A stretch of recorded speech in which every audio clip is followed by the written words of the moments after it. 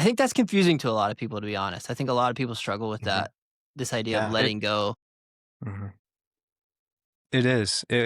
I struggled with it for a long time. As long as, and speaking from my own past experience, as long as we are governed by um, a wounded ego, which a wounded a wounded ego personality is narcissistic.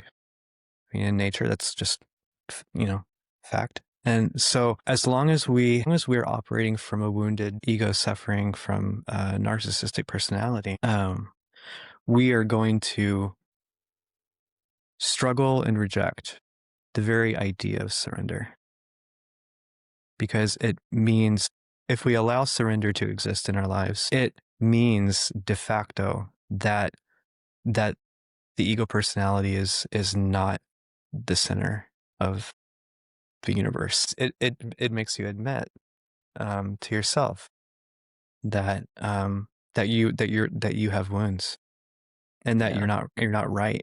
Your wounded self and the way that you see the world is not necessarily correct. And you can't control and predict the future. I think the ego likes to have this idea that if I do these certain things and if I position myself in a certain way, that increases the probability and the chances to receive the outcomes in life that I want. Hmm. And yeah, we're deeply conditioned for that. It's a feature of, I perceive it to be a feature of the achievement mindset. And there's nothing wrong with strategy.